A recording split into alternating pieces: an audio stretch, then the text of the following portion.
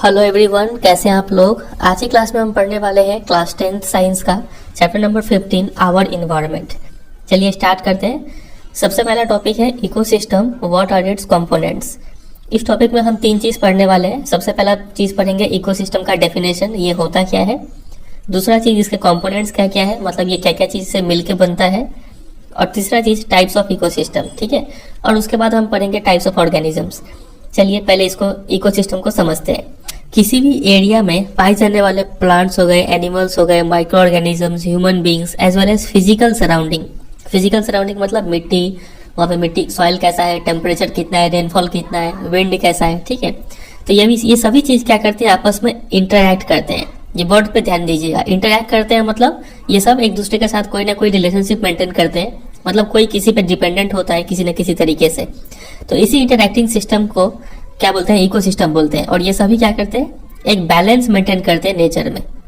तो इकोसिस्टम का डेफिनेशन क्या निकल के आता है, all the interacting organisms in an area together with the non living constituents of the environment form an ecosystem. किसी भी एरिया के जितने भी इंटरैक्टिंग ऑर्गेनिजम्स है और नॉन लिविंग कॉन्स्टिट्यूएंट्स है, ये दोनों चीज को मिला के क्या कहा जाता है, इकोसिस्टम कहा जाता है, ठीक है। बात करें इसके एग्जाम्पल का, तो इकोसिस्टम का एग्जाम्पल हो गया फॉरेस्ट, पॉन्ड्स, लेक्स, ठीक है, गार्डन्स, ये सब इकोसिस्टम के एग्जाम्पल है, समझे। अब बात करते हैं हम लोग इसके कंपोनेंट्स क्या क्या है, क्या क्या चीज मिलके ये इकोसिस्टम बनता है। तो इकोसिस्टम के दो कंपोनेंट है, एक है बायोटिक कंपोनेंट जिसमें सभी लिविंग ऑर्गेनिजम्स आते हैं, और दूसरा है अबायोटिक कंपोनेंट जिसमें फिजिकल फैक्टर जैसे कि temperature, rainfall, wind, soil, minerals, ये सब आते हैं, ठीक है। तो ये हमने दो चीज कवर कर लिया, इकोसिस्टम क्या होता है और उसके कंपोनेंट्स क्या क्या है। अब इसके ऊपर आपके एग्जाम में क्वेश्चन बनता है, वो क्वेश्चन ये है, an ecosystem includes dash. Option देंगे 4। Number A all living organisms, B non living objects, C both living organisms and non living objects, और D sometimes living organisms and sometimes non living objects. तो हमें पता है ecosystem में दोनों ही होते हैं, तो ऑप्शन नंबर सी जो होगा ये इसका राइट आंसर हो जाएगा, समझे। चलिए तो दो चीज हुआ। अब आगे बात करते हैं टाइप्स ऑफ इकोसिस्टम पे। इकोसिस्टम को ब्रॉडली दो कैटेगरी में डिवाइड कर सकते हैं। पहला है नेचुरल इकोसिस्टम और दूसरा है ह्यूमन मेड या फिर आर्टिफिशियल इकोसिस्टम, ठीक है। नेचुरल इकोसिस्टम मतलब जो नेचर में पहले से एग्जिस्ट करते हैं, वहां पे ह्यूमन का कोई छेड़खानी नहीं है। तो नेचुरल इकोसिस्टम के एग्जाम्पल हो गए फॉरेस्ट, पॉन्ड्स, लेक्स, ये सब नेचुरल इकोसिस्टम है। और आर्टिफिशियल इकोसिस्टम का बात करें तो वो होते हैं जो जिसमें ह्यूमन अपना रोल प्ले करता है, ठीक है, जिसको ह्यूमन मेंटेन करता है।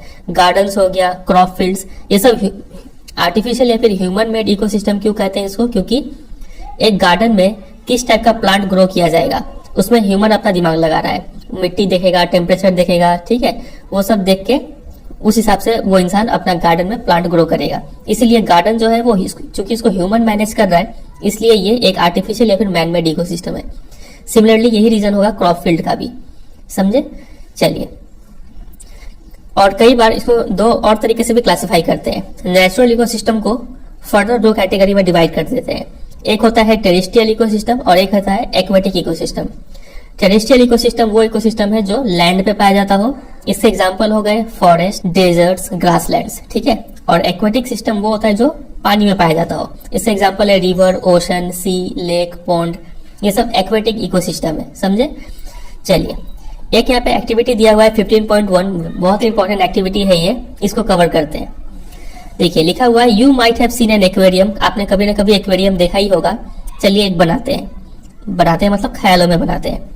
What are the things that we need to keep in mind when we create an aquarium. Aquarium बनाने के लिए हमें क्या क्या चीज चाहिए, तो ये रहा 4-5 चीज यहाँ पे लिखा हुआ है। सबसे पहले तो हमें फिश चाहिए, उसके बाद एक बड़ा सा जार चाहिए जिसमें हम फिश को रखेंगे, पानी तो चाहिए, ऑक्सीजन चाहिए और फूड चाहिए, ठीक है। ऑक्सीजन हम लोग कहाँ से प्रोवाइड करेंगे, एक ऑक्सीजन पंप से प्रोवाइड करेंगे जिसको एरेटर बोलते हैं, ठीक है। और फूड का जहां तक बात है वो मार्केट से खरीद लेंगे। तो ये सब चीज लेके एक हम बेसिक एक्वेरियम बना सकते हैं। अब देखिए, if we add a few aquatic plants and animals it can become a self sustaining system. Can you think how this happens. तो देखिए, अगर हम इस एक्वेरियम में जो ऊपर बनाए थे उसमें अगर हम कुछ प्लांट्स और एनिमल्स को ऐड कर दे, ठीक है, तो ये एक सेल्फ सस्टेनिंग सिस्टम हो जाएगा। सेल्फ सस्टेनिंग मतलब इसको और मेंटेन करने का जरूरत नहीं है, उसको वैसे ही छोड़ देंगे तो वहां पे जितने भी ऑर्गेनिजम्स है वो सब जिंदा रहेंगे, रिप्रोडक्शन करेंगे, सारा काम वहां पे कर लेंगे। तो हमें उसी हिसाब से ध्यान से यहाँ पे जो एक्वेटिक प्लांट्स और एनिमल्स को डालना होगा, ठीक है, जो सेल्फ सस्टेन कर पाए। फॉर एग्जाम्पल अगर हम एक मान लीजिए ये एक एक्वेरियम है, इसमें हम पहले से मछली रखे हुए हैं, फिर मान लीजिए हम इसमें एक ऐसा मछली डाल दिए जो इन सभी छोटे मछली को खाता हो, तो क्या ये सेल्फ सस्टेनिंग सिस्टम होगा? नहीं होगा। फिर मान लीजिए सिर्फ हम मछली ही अच्छा मछली डाल के यहाँ पर छोड़ दिए, तो क्या ये सेल्फ सस्टेनिंग सिस्टम होगा? नहीं, क्योंकि मान लीजिए कभी ना कभी तो ये मछली मरेगा ना, तो ये मछली जब मर जाएगा तो इसको डिकम्पोज कौन करेगा? ठीक है, तो डिकम्पोजर्स भी हमें डालना होगा। तो अगर डिकम्पोजर्स नहीं डालते हैं तो हमें क्या करना होगा, वक्त के साथ साथ हफ्ते में एक बार भी कम से कम इसका पानी को साफ करना होगा, ठीक है, जो मरा हुआ चीज है उसको हटाना होगा। मतलब ये सेल्फ सस्टेनिंग सिस्टम नहीं बनेगा अगर इसमें डिकम्पोजर्स ना हो तो, समझ रहे? तो वही बात यहाँ पे लिखा हुआ है कि an aquarium is an example of a human made ecosystem. तो आर्टिफिशियल इकोसिस्टम या फिर ह्यूमन मेड इकोसिस्टम के कितने एग्जांपल्स हो गए? सबसे पहला गार्डन हो गया, दूसरा हो गया क्रॉप फील्ड और तीसरा हमने देखा एक्वेरियम, ठीक है। ये 3 एग्जांपल्स याद रखिएगा। इसके ऊपर भी आपसे एग्जाम में क्वेश्चन बनता है, एक आपसे पूछेंगे कि which one of the following is an artificial ecosystem, और आपको दे देंगे 4 option, pond, crop field, lake, forest. तो आपको यहाँ पे देखना होगा क्रॉप फील्ड। अगर यहाँ पे आपसे टेरेस्ट्रियल इकोसिस्टम पूछते हैं तो क्या देते हैं आप? फॉरेस्ट देते हैं, ठीक है। चलिए यहां तक हमने देखा, इसके बाद आगे देखते हैं। तो यहाँ पे क्वेश्चन पूछा गया कि can we leave the aquarium as such after we set it up, क्या हम एक्वेरियम को वैसे ही छोड़ सकते हैं क्या सेटअप करने का बाद? तो इसका आंसर होगा नो। क्यों? क्योंकि ये एक सेल्फ सस्टेनिंग सिस्टम नहीं बन पाएगा। यहाँ पे एब्सेंस ऑफ नेचुरल डिकम्पोजर है, स्टैग्नेंसी ऑफ वाटर है, जिस वजह से ये एक सेल्फ सस्टेनिंग सिस्टम नहीं है, ठीक है। हमें इसको क्या करना पड़ेगा? क्लीन करना पड़ेगा। तो why does it has to be clean once in a while, तो क्यों क्लीन करना पड़ेगा हमने समझ लिया। 2 रीजन से, यहाँ पे नेचुरल डिकम्पोजर नहीं है और स्टैग्नेंसी ऑफ वाटर है। अब देखिए, do we have to clean ponds और lakes in the same manner, तो क्या हमें पॉन्ड और लेक को भी क्लीन करना पड़ेगा? तो हम लोग तो ऐसा करते नहीं है। क्यों नहीं करते? तो इसका ऊपर एक बहुत फेमस क्वेश्चन है, देखिए कि we do not clean ponds और lakes but an aquarium needs to be cleaned, why? ठीक है, तो पॉन्ड और लेक को हम क्लीन नहीं करते लेकिन एक्वेरियम को क्लीन करते हैं, ऐसा क्या रीजन है? तो रीजन यही है कि जो पॉन्ड या फिर लेक है ये एक नेचुरल इकोसिस्टम है। नेचुरल इकोसिस्टम है मतलब ये एक सेल्फ सस्टेनिंग और कंप्लीट इकोसिस्टम है। और यहाँ पे जो फूड चेन होगा ना, फूड चेन क्या होता है हम लोग थोड़ा डिटेल में समझेंगे, लेकिन आप फिलहाल समझ लीजिए कि फूड चेन में एक ऑर्गेनिज्म दूसरे को खाता है, फिर वो तीसरे को खाता है, फिर वो चौथे को खाता है, ठीक है। तो किसी भी फूड चेन में जो भी ऑर्गेनिज्म पाए जाते हैं वो सभी ऑर्गेनिज्म यहाँ पे प्रेजेंट होते हैं। तो अगर कोई ऑर्गेनिज्म मरता भी है तो वहां पे जो डिकम्पोजर्स होंगे वो वहां पे प्रेजेंट होंगे to decompose their body into simpler substances, ठीक है। और जहां तक एक्वेरियम का बात है, वो एक आर्टिफिशियल और एक इनकम्प्लीट इकोसिस्टम है। और एक्वेरियम में जो अबायोटिक कंपोनेंट्स है वो नेचुरली वहां पे प्रेजेंट नहीं होते हैं, वहां पे आर्टिफिशियली मेंटेन किया जाता है। उसका टेम्परेचर हो गया, फूड हो गया, ये सब आर्टिफिशियली प्रोवाइड किया जाता है। और हो सकता है कि यहाँ पे जो बायोटिक कंपोनेंट्स हो वो भी सभी नहीं हो सकता है यहाँ पे डिकम्पोजर्स एब्सेंट हो, ठीक है। और अगर मान लीजिए कभी एक फिश मर जाता है एक्वेरियम में और जब वहां पे डिकम्पोजर नहीं होंगे तो it will lie there as a rotten body polluting the water of aquarium. तो इसी वजह से एक्वेरियम को क्या करना पड़ेगा? रेगुलर क्लीनिंग करना पड़ेगा। तो ये क्वेश्चन बहुत इंपॉर्टेंट है, इसको आप तैयार कर लीजिएगा, ठीक है, एक नोट कर लीजिएगा कहीं पे। अब आगे मूव करते हैं। आगे हमें देखना है टाइप्स ऑफ ऑर्गेनिजम्स। तो आपने छोटे क्लास में पढ़ा होगा कि ऑर्गेनिजम्स को इतने सारे कैटेगरी में डिवाइड करते हैं, प्रोड्यूसर, कंज्यूमर, डिकम्पोजर्स, ठीक है, ब्रॉड क्लासिफिकेशन है ये। तो चलिए थोड़ा देख लेते हैं प्रोड्यूसर क्या होता है। Organisms can make organic compounds. Organic compounds क्या होता है समझ चुके हैं आप। इसमें आपके कार्बोहाइड्रेट्स, मतलब जो भी कार्बन हाइड्रोजन वाला कंपाउंड है वो ऑर्गेनिक कंपाउंड में आता है। तो ऑर्गेनिज्म जो है वो ऑर्गेनिक कंपाउंड बनाते हैं, लाइक शुगर, स्टार्च, ये सब ऑर्गेनिक कंपाउंड है। और कैसे बनाते हैं? फ्रॉम इनऑर्गेनिक सब्सटेंसेस, ठीक है, using the radiant energy of the sun in the presence of chlorophyll. ऐसे ऑर्गेनिजम्स को क्या बोलते हैं? प्रोड्यूसर बोलते हैं।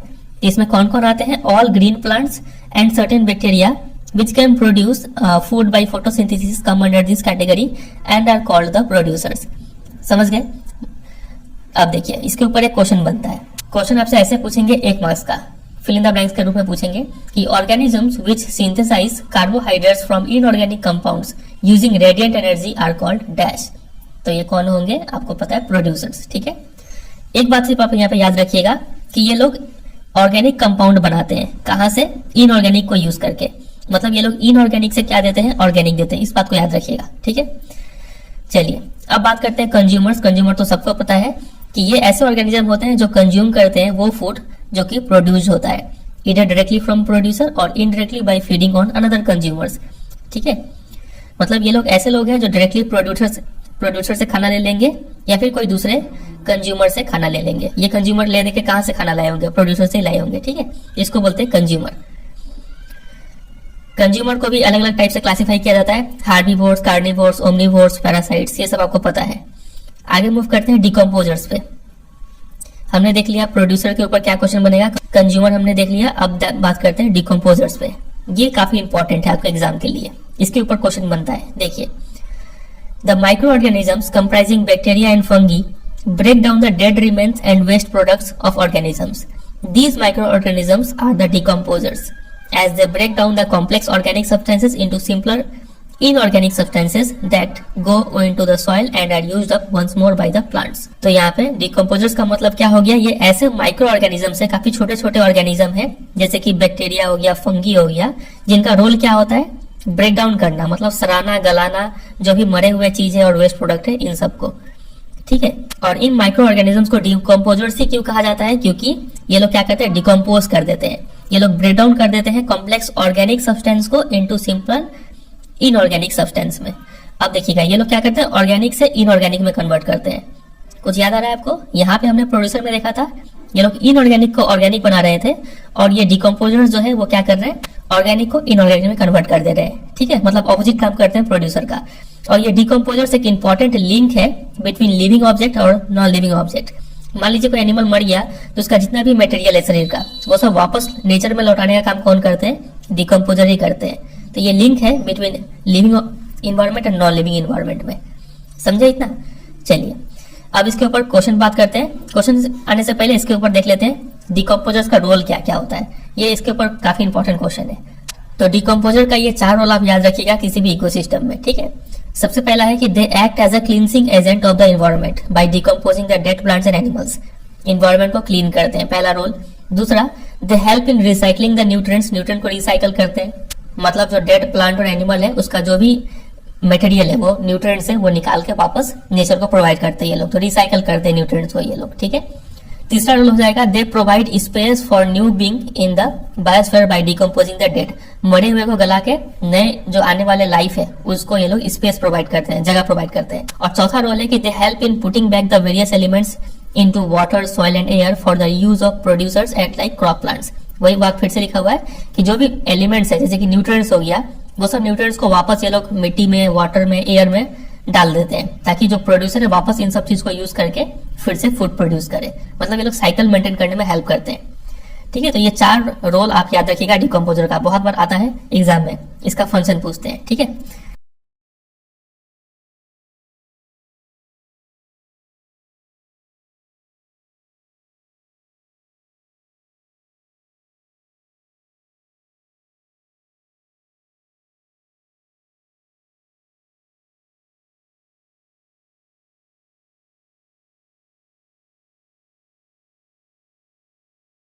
अगला टॉपिक है food chains and food webs. चलिए समझते हैं क्या होता है फूड चेन्स। तो फूड चेन एक ऐसा सीरीज ऑफ ऑर्गेनिज्म है जिसमें एक ऑर्गेनिज्म दूसरे ऑर्गेनिज्म को खाता है। फॉर एग्जाम्पल आप इस डायग्राम को अगर देखें तो यहाँ पे 3 फूड चेन्स का एग्जाम्पल दिया हुआ है, ए, बी और सी। सबसे पहला फूड चेन में देखें तो ये सबसे पहले हमारा प्लांट्स है, प्रोड्यूसर, उसके बाद इसको डियर खाता है और इस डियर को टाइगर खाता है, ठीक है। तो ये एक सीरीज ऑफ ऑर्गेनिज्म है जिसमें एक ऑर्गेनिज्म दूसरे ऑर्गेनिज्म को खा रहा होता है। तो इस सीरीज ऑफ ऑर्गेनिज्म को ही क्या बोलते हैं, फूड चेन बोलते हैं। तो इसका डेफिनेशन हो जाएगा, food chain is a series of organisms in which one organism eats other organism as food, ठीक है। तो इतना तैयार कर लीजिएगा, इसको कहीं नोट कर लीजिए। अब बात करते हैं कुछ लेवल्स के बारे में। अगर आप इस फूड चेन को देखें तो यहाँ पे ये जो स्टेप्स या फिर लेवल है ना, इन सब लेवल को क्या बोलते हैं, एक स्पेशल नाम दिया जाता है जिसको बोलते हैं ट्रॉपिक लेवल, ठीक है। मतलब ये जो प्रोड्यूसर है ये फर्स्ट ट्रॉपिक लेवल हो गया, ये सेकंड ट्रॉपिक लेवल, ये थर्ड ट्रॉपिक लेवल। या इस फूड चेन को देखें तो ये first trophic level, second trophic level, third trophic level, fourth tropic level, ठीक है। नाम याद रखिएगा, एग्जाम में क्वेश्चन पूछ देंगे, कोई एक ऐसा फूड चेन दे देंगे, मान लीजिए एग्जाम में आपको ये फूड चेन दे देंगे, नाम लिख के देंगे, यहाँ पे लिखेंगे ट्रीज, फिर ऐसे करके देंगे डियर्स और फिर ऐसे करके देंगे टाइगर। आपको बोलेंगे कि डियर ऑक्यूपाई विच ट्रॉपिक लेवल, तो आपको लिखना होगा सेकंड, ठीक है। ऐसा बेसिक सा क्वेश्चन बनता है। अब यहाँ पे कुछ और 2-3 बात जानेंगे हम लोग। किसी भी फूड चेन का जो फर्स्ट ट्रॉपिक लेवल होता है ये रहा फर्स्ट ट्रॉपिक लेवल, ठीक है। तो इसमें कौन होते हैं, जो ऑटोट्रॉप्स या फिर जिनको प्रोड्यूसर्स भी बोलते हैं, ये फर्स्ट ट्रॉपिक लेवल को ऑक्यूपाई करते हैं, इस बात को याद रखिएगा। उसके बाद जो सेकंड ट्रॉपिक लेवल होता है उसमें कौन आते हैं, हार्बीवोरस आते हैं, ठीक है। हार्बीवोरस आते हैं जो इन प्रोड्यूसर को या फिर प्लांट को खाएंगे। फिर थर्ड ट्रॉपिक लेवल पे हमारे आते हैं स्मॉल कार्निवोरस, ये थर्ड ट्रॉपिक लेवल पे आते हैं स्मॉल कार्निवोर्स, जिसको हम लोग सेकेंडरी कंज्यूमर्स भी बोलते हैं।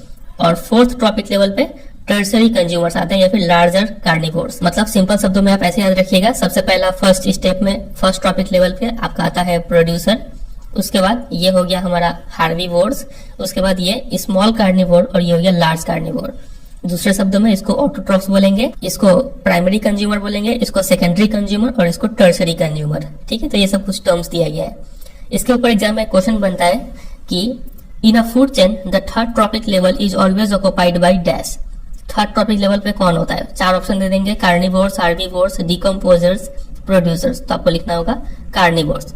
ऐसा तो होता है स्मॉल कार्निवोर, लेकिन यहाँ पे ऑप्शन में कार्निवोर है तो हम लोग इसी को टिक करेंगे, ठीक है। तो अभी तक हमने देखा कि फूड चेन का मतलब क्या होता है, इसका डेफिनेशन देखा हमने, ट्रॉपिक लेवल क्या होता है वो हमने देखा, फिर first, second, third, fourth tropic level पे किस किस टाइप के ऑर्गेनिज्म पाए जाते हैं वो हमने देखा, ठीक है।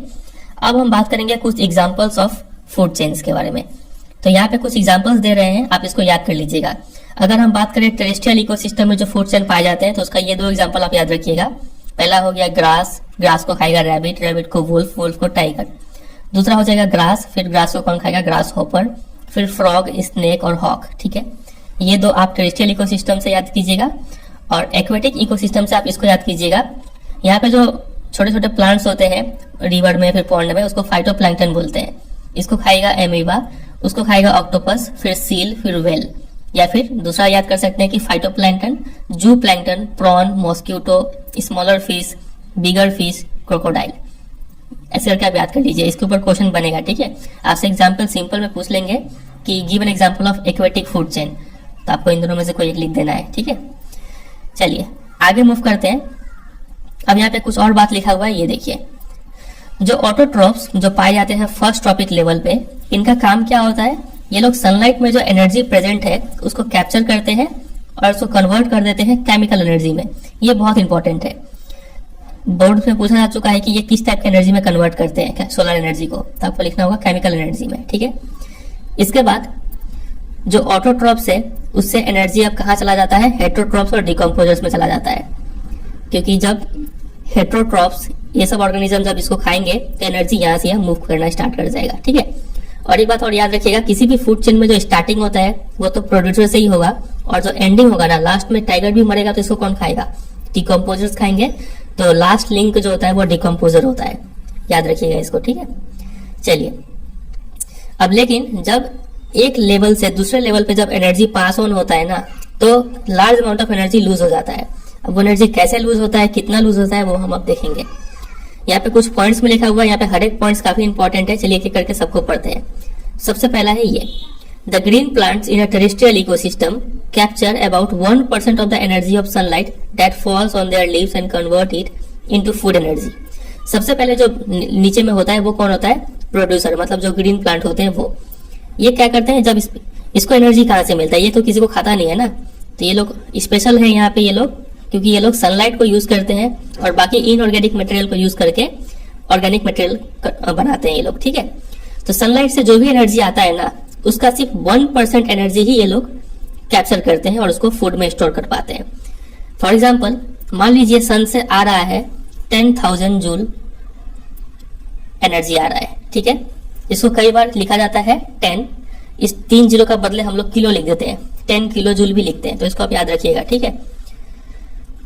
तो फिलहाल एग्जाम्पल पे आते हैं। मान लीजिए सन से आया इतना जूल एनर्जी, तो इसका कितना परसेंट ये प्रोड्यूसर कैप्चर कर पाएंगे, सिर्फ इसका 1%। 1% मतलब 2 जीरो हटा दीजिए, सिर्फ 100 जूल एनर्जी ही इन प्रोड्यूसर को मिलेगा। इतना समझे, अब देखिए क्या होता है। तो ये पहला पॉइंट हमने समझ लिया। दूसरा पॉइंट, तो ये बात आप याद रखिएगा, एग्जाम में पूछते हैं कि कितना परसेंट एनर्जी वो लोग कैप्चर करते हैं, तो 1%। अब देखिए, when green plants are eaten by primary consumers, a great deal of energy is lost as heat to the environment. Some amount goes into digestion and in doing work, and the rest goes towards growth and reproduction. तो जब ये producer को ये primary consumer खाएंगे तो क्या ये primary consumer को पूरा का पूरा जो 100 जूल था वो क्या इनको मिल जाएगा? प्रोड्यूसर ने तो 100 जूल एनर्जी कैप्चर किया था ना सनलाइट से, तो ये पूरा का पूरा 100 जूल इन प्राइमरी कंज्यूमर को मिलेगा कि नहीं मिलेगा? तो ऐसा नहीं होता है, ठीक है। क्यों? क्योंकि लार्ज अमाउंट ऑफ एनर्जी कहाँ लूज होता है? As heat to the environment, शरीर गर्म रहता है तो उसमें एनर्जी लूज हो जाता है। उसके बाद डाइजेशन में एनर्जी लूज होता है, फिर वर्क करने में एनर्जी लूज होता है, फिर ग्रोथ और रिप्रोडक्शन करने में भी एनर्जी लूज होता है। तो ले देखे ऑन एन एवरेज बोल सकते हैं कि सिर्फ 10% of the food eaten is turned into its own body and made available for the next level of consumer. मतलब इसको जितना भी एनर्जी मिला प्रोड्यूसर को, उसका सिर्फ 10% एनर्जी ही स्टोर कर पाता है और वही 10% एनर्जी नेक्स्ट ट्रॉपिक लेवल पे पास होता है। बात अगर वो समझ रहे हैं अच्छे से, यहाँ पे एग्जांपल देते हैं, एक बार देखिए। सबसे पहले सनलाइट से था 10,000 जूल एनर्जी आया, ठीक है। प्रोड्यूसर ने सिर्फ इसका 1% कैप्चर किया, मतलब इस प्रोड्यूसर को सिर्फ 100 जूल एनर्जी मिला, इस वाले प्रोड्यूसर को, ठीक है। अब इस प्रोड्यूसर को जब ये प्राइमरी कंज्यूमर खाएगा ना तो उसको सिर्फ कितना मिलेगा? 10% एनर्जी ही मिलेगा। मतलब जब 10% निकालना होगा तो एक जीरो हटाएंगे, सिर्फ 10 जूल एनर्जी ही इसको मिलेगा प्राइमरी कंज्यूमर को। बाकी 90 जूल 100 जूल था, सिर्फ 10 जूल आगे पास ऑन हुआ, 90 जूल किस में खर्च हो गया? तो as a heat to the environment, ठीक है, डाइजेशन में खत्म हो गया, वर्क डन में खत्म हो गया, ग्रोथ और रिप्रोडक्शन में खत्म हो गया, तो इन सब चीज में बाकी 90 जूल खत्म हो गया, ठीक है। सिमिलरली उसी तरीके से जब ये सेकेंडरी कंज्यूमर जब इस प्राइमरी कंज्यूमर को खाएंगे तो यहाँ पर भी सिर्फ 10% एनर्जी ही पास ऑन होगा। 10% किसका? इस प्राइमरी कंज्यूमर की एनर्जी का। मतलब प्राइमरी कंज्यूमर के पास कितना एनर्जी है? 10 जूल एनर्जी है, तो इस सेकेंडरी कंज्यूमर को कितना एनर्जी मिलेगा? इसका 10%। तो इसका 10% निकालने के लिए फिर और एक जीरो हटा दीजिए, तो सिर्फ 1 joule energy he pass on होगा, ठीक है। तो मान लीजिए प्रोड्यूसर लेवल पे कितना एनर्जी था? 100 जूल एनर्जी था, ठीक है। तो प्राइमरी कंज्यूमर को कितना मिलेगा? इसका 10% निकालने के लिए एक जीरो हटाते हैं, ठीक है, तो 10 जूल। फिर सेकेंडरी कंज्यूमर को कितना एनर्जी मिलेगा? इसका 10%, ठीक है, इसका 10%, तो यहाँ पे भी एक जीरो हटाएंगे तो 1 जूल एनर्जी सिर्फ मिलेगा। टर्सरी कंज्यूमर को कितना एनर्जी मिलेगा? इसका 10%। अब इसमें तो जीरो है ही नहीं, तो जीरो कैसे हटाएंगे? तो एक पॉइंट आगे शिफ्ट कर देंगे, 0.1 जूल इसको मिलेगा। समझ रहे? तो सबसे कम एनर्जी किसको मिल रहा है? सबसे ऊपर वाले को सबसे कम एनर्जी मिलता है। तो देखिए, therefore 10% can be taken as the average value for the amount of organic matter that is present at each step and reaches the next level of consumer। तो 10% ही वो अमाउंट है ऑर्गेनिक मैटर या फिर energy का जो हर एक step में present होता है और ये नेक्स्ट लेवल पे रीच करता है, ठीक है। इसको हम लोग बोलते हैं 10% लॉ। 10% लॉ एग्जाम में सीधा क्वेश्चन आता है इसको स्टेट करने के लिए, तो आप लिखेंगे it states that only 10% of energy entering a particular trophic level of organisms is available for transfer to the next higher trophic level. समझ गए? सिर्फ 10% एनर्जी ही ट्रांसफर होता है नेक्स्ट ट्रॉपिक लेवल पे, इसको बोलते हैं 10% लॉ, याद रखिएगा इसको। चलिए और आगे देखते हैं और आगे क्या क्या लिखा हुआ है, ये भी सबसे इंपॉर्टेंट पॉइंट है। देखिए, since so little energy is available for the next level of consumer, food chains generally consist of only 3 और 4 स्टेप्स। बहुत अच्छा बात है ये। अब हमने देखा कि टर्सरी कंज्यूमर को कितना एनर्जी मिल रहा है? 0.1 जूल एनर्जी मिल रहा है, ठीक है। तो चूंकि जो हायर लेवल पर ऑर्गेनिज्म है उसको काफी कम एनर्जी मिल रहा है, उसीलिए जो फूड चेन होता है ना वो जनरली 3 या फिर 4 ट्रॉपिक लेवल का ही बनता है। यहाँ पे कितना ट्रॉपिक लेवल है? 1 2 3 4, ठीक है। तो नॉर्मली 3 या फिर 4 ट्रॉपिक लेवल का ही फूड चेन होता है, इस बात को याद रखिएगा।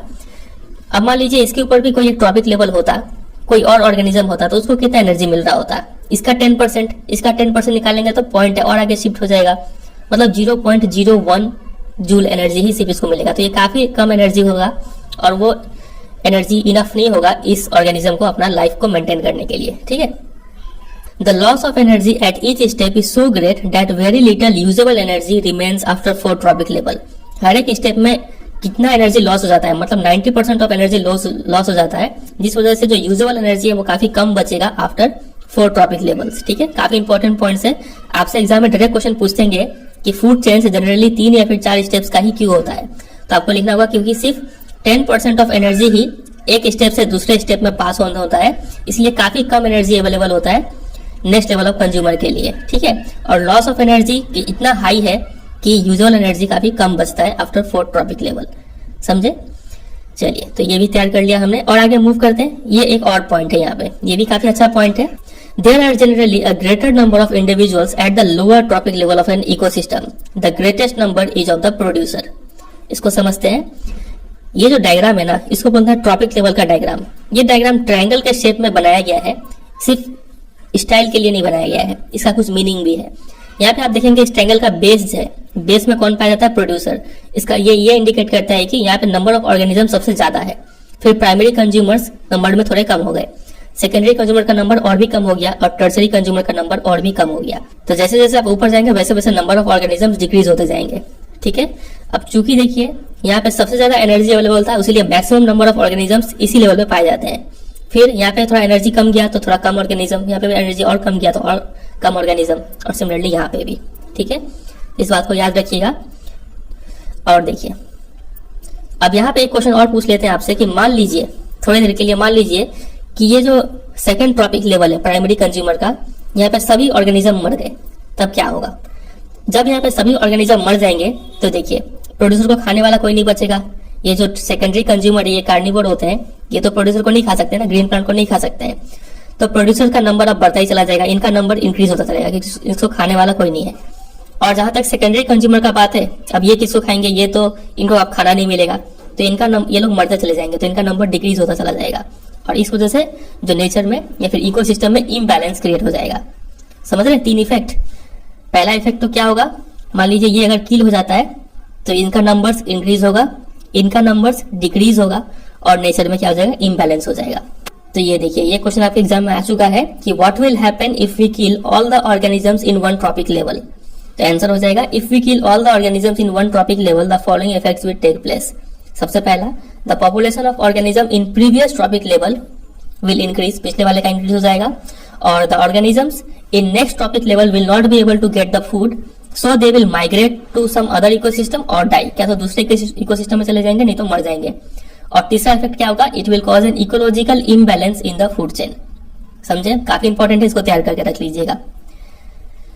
अब यहाँ पे कुछ आपसे न्यूमेरिकल टाइप क्वेश्चन भी पूछे जाते हैं। फॉर एग्जाम्पल, मान लीजिए आपसे बोलेंगे कि मान लीजिए इस प्रोड्यूसर का एनर्जी है 5000 जूल, 5000 जूल एनर्जी है, तो इस सेकेंडरी कंज्यूमर को कितना एनर्जी मिलेगा? तो आपको पहले प्राइमरी का एनर्जी निकालना होगा, सिर्फ 10% इसका, तो 10% निकालने के लिए 1 जीरो हटा देंगे तो 500 जूल इसको मिलेगा। और सेकेंडरी को कितना मिलेगा? एक और जीरो हटा देंगे तो 50 जूल इसको मिलेगा। अगर टर्सरी का पूछता तो एक और जीरो हटाते हैं 5 जूल। ठीक है, अब मान लीजिए कभी कभी क्या करते हैं, ये लोग आपसे इसका दे देंगे, टर्सरी का दे देंगे, मान लीजिए 10 किलो जूल, इतना एनर्जी इसको अवेलेबल है, तो पूछेंगे कि प्रोड्यूसर के पास एनर्जी कितना होगा। अब आपको इस डायरेक्शन में मूव करना है तो एक जीरो बढ़ाते जाना है। सेकेंडरी को कितना मिलेगा? 100 किलो जूल मिलेगा। फिर प्राइमरी को कितना मिलेगा? 1000 किलो जूल। और जो प्रोड्यूसर है उसको कितना मिल जाएगा? 10,000, एक जीरो और बढ़ा देंगे, ठीक है, किलो जूल। तो इस टाइप से न्यूमेरिकल आते हैं, आप कर लीजिएगा, उम्मीद करते हैं। चलिए क्वेश्चन देखते हैं यहाँ पे। In the given food chain, suppose the amount of energy at 4th tropic level is 5 kilojoule. चौथे वाले मतलब स्नेक में 5 किलोजूल एनर्जी अवेलेबल है। What will be the energy available at the producer level? तो प्रोड्यूसर मतलब grass को कितना energy मिलेगा? तो स्नेक को 5 है तो फ्रॉग को कितना हो जाएगा बताइए? 50, एक जीरो बढ़ा रहे हैं क्योंकि बैकवर्ड जा रहे हैं हम लोग, ठीक है। ग्रास ऑपर को 500 और ग्रास को 5000 किलोजूल। तो ऑप्शन नंबर डी हो जाएगा इसका राइट आंसर। समझ में आया कि नहीं आया? चलिए अब देखिए, हमने तो समझ लिया फूड चेन क्या होता है, लेकिन रियल लाइफ में नेचर में क्या होता है कि each organism is generally eaten by 2 और more other kinds of organism which in turn are eaten by several other organisms. तो मतलब हमने अभी देखा कि फूड चेन में एक ऑर्गेनिज्म खा रहा है, इस डियर को ये टाइगर खा रहा है, लेकिन नेचर में ऐसा नहीं होता है। इस डियर को कोई और भी खा सकता है, कोई यहाँ पे दूसरा एनिमल होगा, मान लीजिए चीता, वो उसको खा लेगा, ठीक है। तो एक ऑर्गेनिज्म को कोई दूसरा ऑर्गेनिज्म भी खा सकता है, यहाँ पे ये चीज हमने समझा। इसीलिए हम लोग क्या करते हैं कि एक स्ट्रेट लाइन फूड चेन ना बनाकर the relationship can be shown as a series of branching lines. बहुत सारे ब्रांचिंग लाइन से हम लोग इस रिलेशनशिप को दिखा सकते हैं, और इस सीरीज ऑफ ब्रांचिंग लाइन को क्या बोलते हैं? फूड चेन बोलते हैं। फॉर एग्जाम्पल आप यहाँ पे समझिए, ये देखिए, ये एक फूड चेन का यहाँ पे ड्राइंग बनाया हुआ है। यहाँ पे सबसे पहले आप देखेंगे ये है मान लीजिए प्लांट, इस प्लांट को खाया इस चूहे ने। अब इस चूहे को कौन खा सकता है? ये क्या तो कैट खा लेगा, नहीं तो ये स्नेक खा लेगा। तो देख रहे हैं यहाँ पे काफी इंटरकनेक्टेड फूड चेन है, कई सारा फूड चेन आपको यहाँ पे देखने को मिलेगा। फॉर एग्जाम्पल ये एक फूड चेन है, फिर यहाँ से ये एक फूड चेन हो गया, यहाँ से ये एक फूड चेन हो गया, फिर यहाँ से कई सारे इंटरकनेक्टेड फूड चेन है। तो इस इंटरकनेक्टेड फूड चेन्स को हम लोग क्या बोलते हैं? फूड वेब बोलते हैं। तो फूड वेब का सिंपल सा डेफिनेशन क्या हो जाएगा? Food web is a network of interconnected food chains existing in an ecosystem. Interconnected food chains के नेटवर्क को ही फूड वेब बोलते हैं। समझ गए? अब देखिए, इसका अगर यहाँ पे आता है difference between food chain and food web का, तो आप क्या करेंगे? 2 कॉलम बनाएंगे। फूड चेन में लिखेंगे कि it is a single linear sequence of organism. ठीक है, एक लाइन में सीक्वेंस होता है ऑर्गेनिजम्स का फूड चेन में। और फूड वेब में क्या होता है? It contains a number of interconnected food chains. फिर सेकंड पॉइंट में लिखेंगे कि members present at higher trophic level feed on single type of organism. और उसमें क्या होता है कि एक organism has alternate food sources, वो कई टाइप के ऑर्गेनिज्म को खा सकता है। और तीसरा पॉइंट लिखेंगे कि फूड चेन्स आर स्ट्रेट होता है और food web are never straight. और चौथा पॉइंट भी ऐड कर सकते हैं एग्जांपल देके। फूड चेन का एग्जांपल तो हम कई सारा दिए ही, और फूड वेब का एग्जांपल में आप इसको बना सकते हैं। ठीक है, अब हम एक डायग्राम देखने वाले हैं जिसको बोलते हैं एनर्जी फ्लो डायग्राम। ये डायग्राम क्या है? देखिए नीचे दिया हुआ है, ये रहा, इसी को बोलते हैं energy flow diagram. Diagram showing flow of energy in an ecosystem. Sunlight है, सनलाइट से प्रोड्यूसर में हार्बीवोर्स में, कार्निवोर्स में, फिर टॉप कार्निवोर्स में। तो इस डायग्राम से हमें 2 बात समझ में आएगा। सबसे पहला बात ये है कि जो फ्लो ऑफ एनर्जी जो है वो यूनिडायरेक्शनल है। यूनिडायरेक्शनल मतलब एक ही डायरेक्शन में एनर्जी फ्लो करता है। आप यहाँ पे देख सकते हैं एनर्जी हमेशा इसी डायरेक्शन में फ्लो कर रहा है। कभी भी ऐसा नहीं होगा कि एनर्जी इस डायरेक्शन में फ्लो करे, क्योंकि जो प्रोड्यूसर है वो अपना एनर्जी वापस सनलाइट को नहीं दे सकता है, वो सिर्फ सनलाइट से एनर्जी ले सकता है। ठीक है, और एनर्जी को आगे ही पास करेगा, वो हार्डीबोर्ड्स को पास करेगा। अब हार्डीबोर्ड्स के मन में भी ऐसा नहीं है, कभी भी चाह के भी ये नहीं कर सकता है कि ये प्रोड्यूसर को अपना एनर्जी पास कर दे, क्योंकि प्लांट कभी इसको थोड़ी खाएगा, तो एनर्जी कभी नीचे या फिर उल्टा डायरेक्शन में पास नहीं हो सकता है, एक ही डायरेक्शन में फ्लो करेगा। तो इसको हम लोग बोलते हैं यूनिडायरेक्शनल फ्लो ऑफ एनर्जी। ठीक है, ये पहला बात नोटिस किया हम। दूसरा बात यहाँ पे ये नोटिस करेंगे कि जैसे जैसे हम ऊपर बढ़ रहे हैं, मतलब जैसे जैसे आगे प्रोग्रेस कर रहे हैं, वैसे वैसे एनर्जी लेवल डिक्रीज होते जा रहा है। मतलब इस सनलाइट में जितना एनर्जी था उतना एनर्जी इस प्रोड्यूसर को नहीं मिला। ठीक है, ये सिर्फ इसका 1% ही कैप्चर कर पाया।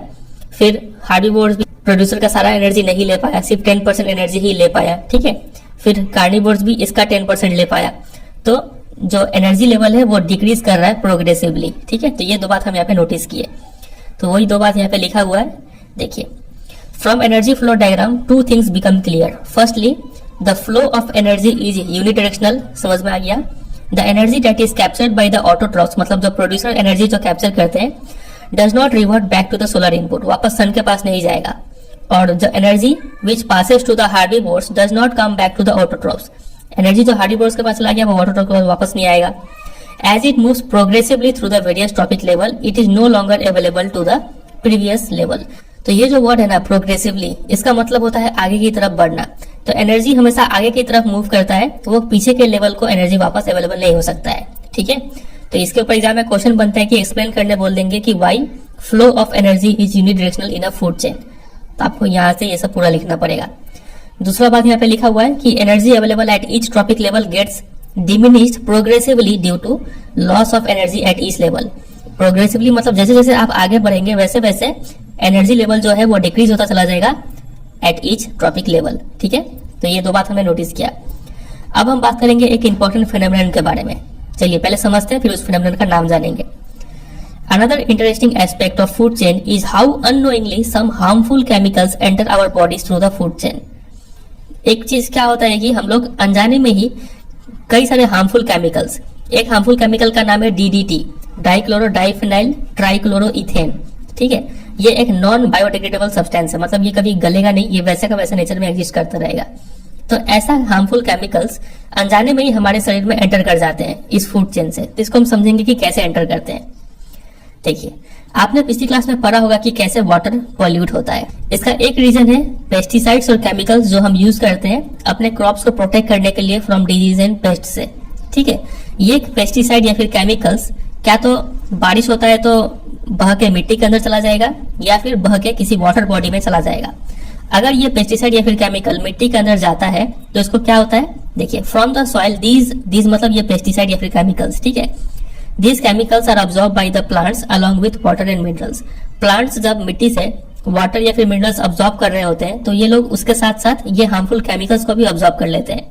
तो इस तरीके से ये harmful chemicals like DDT plants में एंटर कर जाते हैं। प्लांट्स में एंटर कर गए मतलब ये फूड चेन में एंटर कर गए। फिर वो प्लांट से अब आगे प्राइमरी कंज्यूमर, फिर सेकेंडरी कंज्यूमर, फिर टर्शियरी कंज्यूमर में पास ऑन होते रह जाएंगे। ठीक है, और अगर ये केमिकल्स वाटर बॉडी में बह के चले गए तो यहाँ पे क्या होगा, जितने भी एक्वेटिक प्लांट है जैसे कि फाइटोप्लैंक्टन हो गया, ये उसको कंज्यूम कर लेंगे। फिर उस एक्वेटिक प्लांट से हो सकता है एक्वेटिक एनिमल फिशेस में जाएंगे और फिशेस के बाद नॉर्मली ह्यूमन बींग्स में वो केमिकल ट्रांसफर हो जाएगा। तो ये तो एक तरीका है कि कैसे हमने देखा दे मतलब कि ये केमिकल्स कैसे ये केमिकल्स फूड चेन में एंटर करते हैं। तो as this chemicals are non degradable, ये लोग नॉन बायोडिग्रेडेबल सब्सटेंस है, तो दे गेट्स एक्यूमुलेटेड प्रोग्रेसिवली, एक बढ़ते हुए दर से ये लोग इकट्ठा होना स्टार्ट हो जाते हैं हर एक ट्रॉपिक लेवल पे। तो as human beings occupy the top level in any food chain, the maximum concentration of these chemicals get accumulated in our bodies. तो सबसे ज्यादा केमिकल्स ह्यूमन बींग्स को मिलता है। कैसे मिलता है अभी हम समझेंगे थोड़ा डिटेल में। इस फेनोमेनन को बोलते हैं बायोलॉजिकल मैग्निफिकेशन। इस नाम को याद रखिएगा, ठीक है। चलिए थोड़ा समझते हैं क्या यहाँ पे लिखा हुआ था। यहाँ पे हम एक इस फूड चेन का एग्जाम्पल लेते हैं। मान लीजिए इस वाले का बी का एग्जाम्पल लेते हैं। यहाँ पे देखिए, मान लीजिए ये प्लांट में पेस्टिसाइड वगैरह एंटर कर गया। कैसे एंटर किया हमने समझ लिया, ठीक है। इस प्लांट में कोई पेस्टिसाइड है, डीडीटी फॉर एग्जाम्पल। अब इस प्लांट को जब इस ग्रास हॉपर ने खाया तो ये जो केमिकल्स है चूंकि नॉन डिग्रेडेबल है तो ये केमिकल्स इसमें भी चले गए, ठीक है। अब यहाँ से इसको मान लीजिए फ्रॉग ने खाया तो इसके बॉडी में कई सारे डीडीटी है, तो ये डीडीटी यहाँ से यहाँ भी ट्रांसफर हो गया। अब देखिए ये फ्रॉग जो है वो सिर्फ एक ही ग्रास हॉपर को तो नहीं खाएगा ना, पेट भरने के लिए वो 2-3 ग्रास हॉपर को खाएगा। तो इस वजह से इस फ्रॉग के शरीर में ज्यादा डीडीटी होगा कंपेयर टू एक ग्रास हॉपर के, ठीक है, क्योंकि इसने एक से ज्यादा ग्रास हॉपर को खाया है। फिर इस फ्रॉग को जब ये स्नेक खाएगा तो एक फ्रॉग खा के तो इसका पेट नहीं भरेगा ना, ये कई सारे फ्रॉग को खाएगा, तो स्नेक के शरीर में और भी ज्यादा डीडीटी चला गया। फिर फाइनली ये ईगल जब ये इस स्नेक को खाएगा तो एक स्नेक से पेट भरेगा नहीं, 2-3 स्नेक खाएगा। तो यहाँ पे भी इसके ईगल के शरीर में सबसे ज्यादा जो डीडीटी है वो जाके पहुंचा। तो इस फेनोमेनन को बोलते हैं बायोलॉजिकल मैग्निफिकेशन। मतलब जो टॉप में होगा ना उसको सबसे ज्यादा केमिकल्स खाना पड़ेगा। तो यूजुअली ह्यूमन बींग्स जो है वो टॉप पोजीशन ऑक्यूपाई करते हैं क्योंकि ह्यूमन बींग्स किसी को भी खा सकते हैं, तो इसलिए ह्यूमन बींग्स में सबसे ज्यादा केमिकल्स पहुंचता है। तो वही बात वहां पे लिखा हुआ था। ये रहा कि as human beings occupy the top level in any food chain, the maximum concentration of these chemicals get accumulated in our bodies. हमारे शरीर में ही सबसे ज्यादा केमिकल पहुंचता है। इसी फेनोमेनन को बोलते हैं बायोलॉजिकल मैग्निफिकेशन। इतना समझ गए। अब एग्जाम में क्वेश्चन कैसा आएगा इसके ऊपर देखिए। आपसे एग्जाम में क्वेश्चन पूछेंगे कि व्हाट इज बायोलॉजिकल मैग्निफिकेशन, इसका डेफिनेशन लिखना होगा। और will the levels of this magnification be different at different levels of the ecosystem. अलग अलग टॉपिक लेवल पे क्या अलग अलग मैग्निफिकेशन देखने को मिलेगा। तो चलिए इसका आंसर देखते हैं।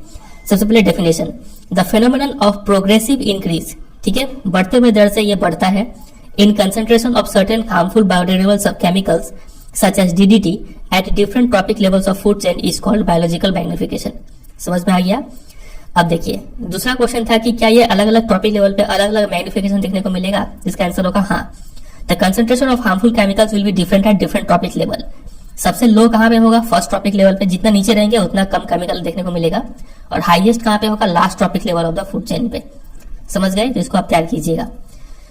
चलिए अब यहाँ पे भी कुछ 2 क्वेश्चन दिया हुआ है।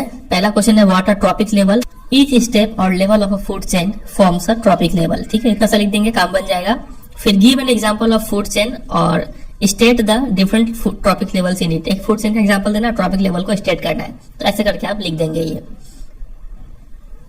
ठीक है। नेक्स्ट क्वेश्चन है what is the role of decomposers in the ecosystem. तो ये हम पहले आपको बता दिए थे 4 पॉइंट्स, आप यहाँ पे लिख दीजिएगा वही, ठीक है। अब मूव करेंगे लास्ट टॉपिक पे कि how do our activities affect the environment.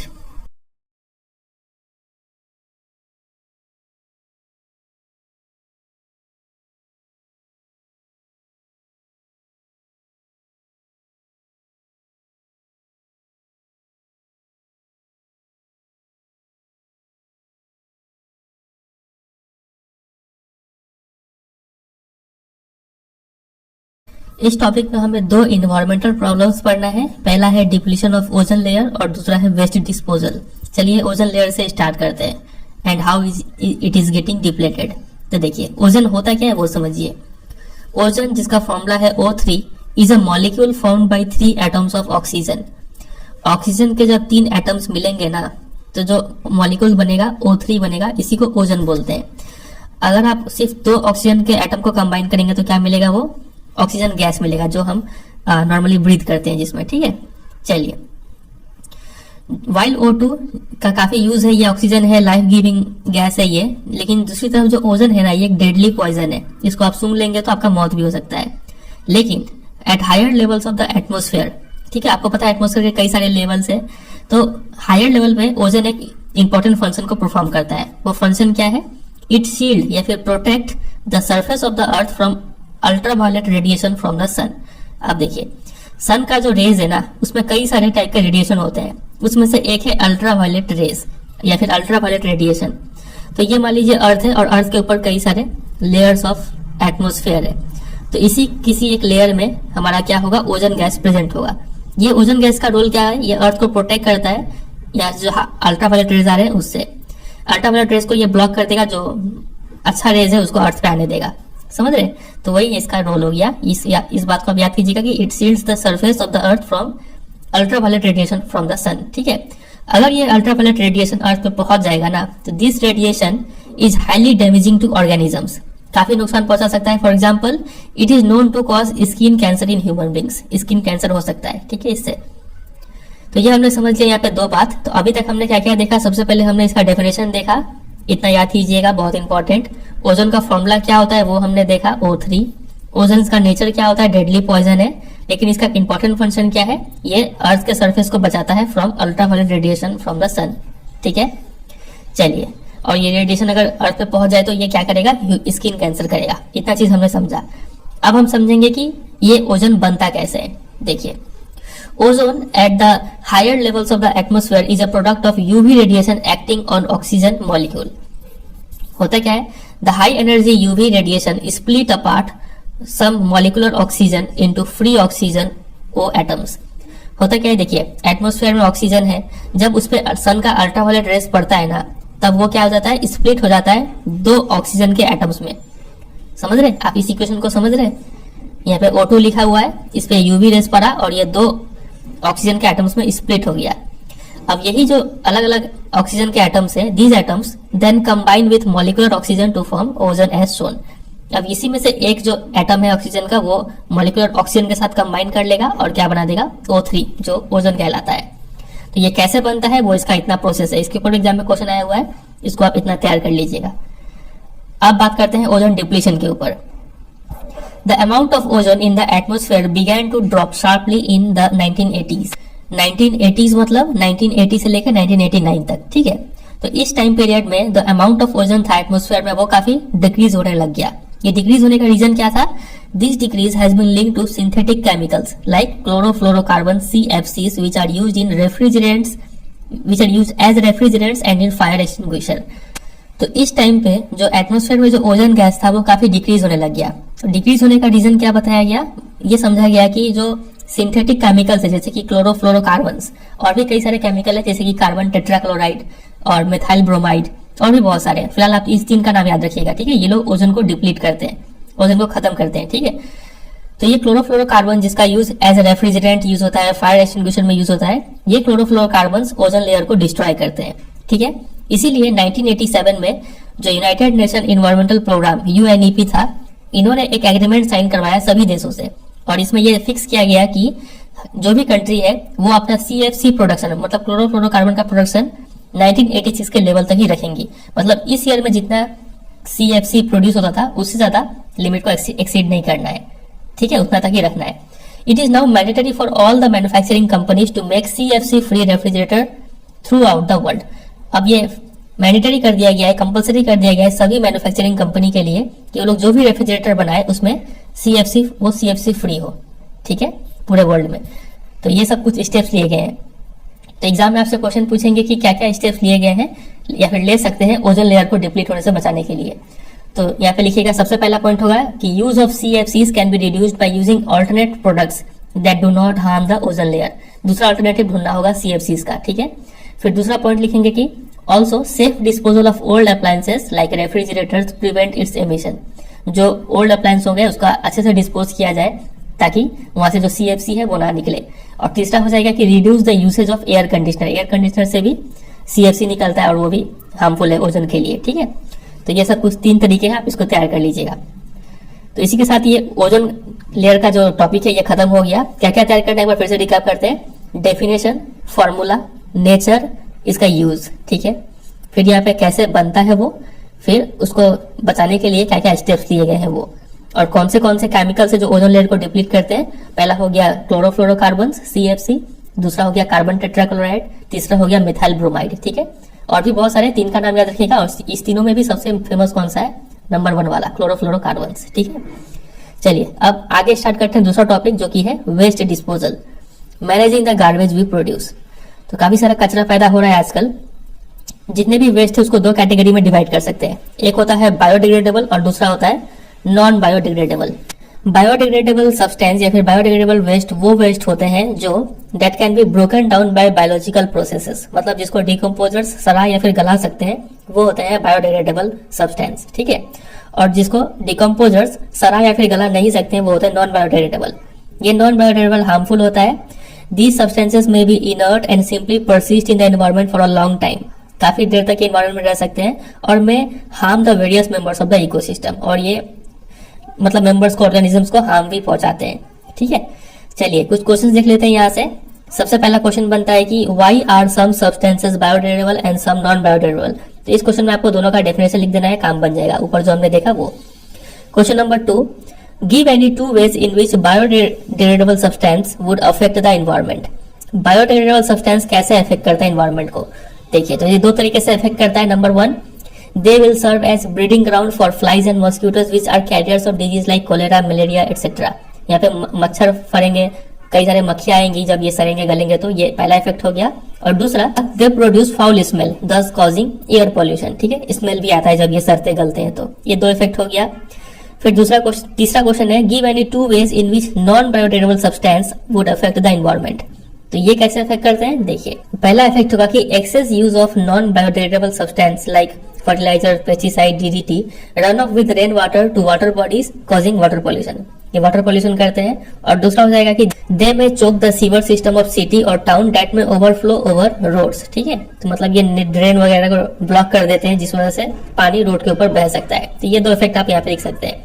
एक और क्वेश्चन यहाँ पे इंपॉर्टेंट क्वेश्चन बनता है, difference between biodegradable and non biodegradable substance.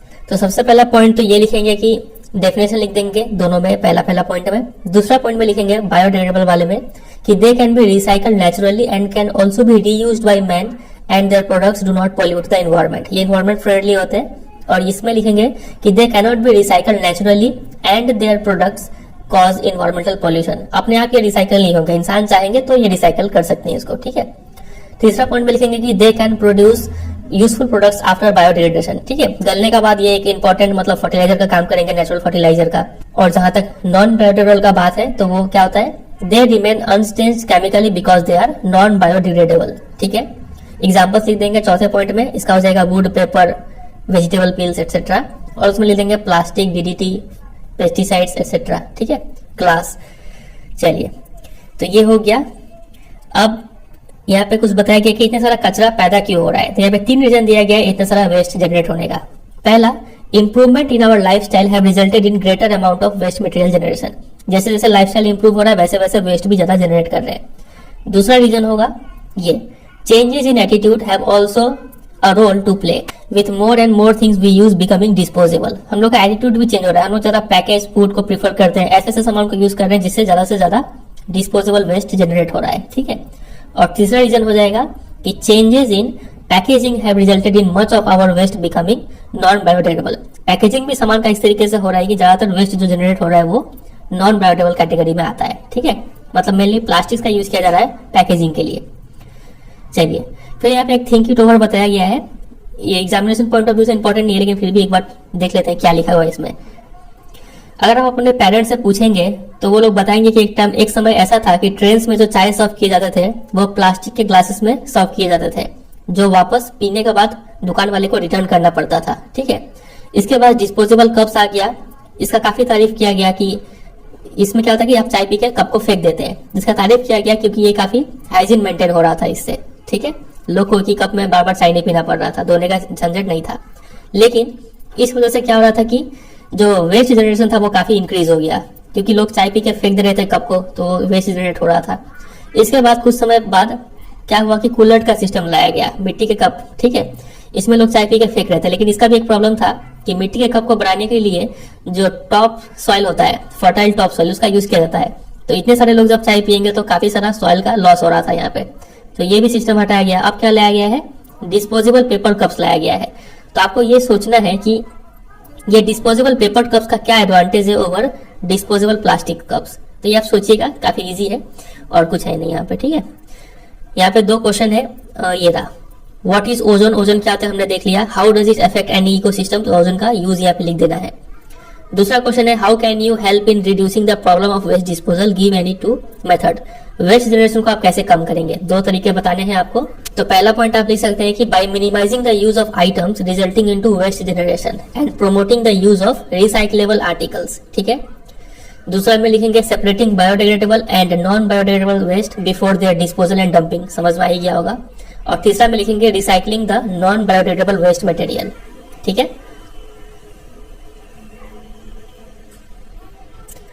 चलिए अब कुछ एक्सरसाइज का क्वेश्चन देख लेते हैं यहाँ से। पहला क्वेश्चन है, विच of the following groups contain only biodegradable items. तो ग्रास, फ्लावर, लेदर, ये बायोडिग्रेडेबल है, हाँ ये तो बिल्कुल है। वुड, प्लास्टिक तो नहीं है, ये ऑप्शन नहीं होगा। Fruit pills, cake, lime juice, ये भी है जिसमें बायोडिग्रेडेबल सब्सटेंस है। और केक, वुड, ग्रास, ये भी बायोडिग्रेडेबल है। तो इसका आंसर तो ACD हो जाएगा। दूसरा क्वेश्चन है कि विच of the following constitute of food chain, कौन फूड चेन बनाता है। तो ग्रास, व्हीट, मैंगो, नहीं ये तो फूड चेन नहीं है। फिर ग्रास, गोट, ह्यूमन, हाँ गोट ग्रास को खाएगा और ह्यूमन गोट को खाएगा, ये फूड चेन बनाता है। और भी कोई ऑप्शन है तो देख लेते हैं, ये रहा, गोट, काऊ, एलिफेंट, तो यहाँ पे तो कोई किसी को नहीं खाता है, ये फूड चेन नहीं बनाता है। ग्रास, फिश, गोट, ये भी फूड चेन नहीं बनाता है क्योंकि फिश ग्रास तो नहीं खाएगा, ठीक है। तो ऑप्शन नंबर बी इसका हो जाएगा राइट आंसर। क्वेश्चन नंबर 3 पे आते हैं, which of the following are environment friendly practices. तो इन्वायरमेंट फ्रेंडली प्रैक्टिस बताना है। Number 1, carrying cloth bag to purchase in while shopping, तो ये सही बात है, इन्वायरमेंट फ्रेंडली है ये।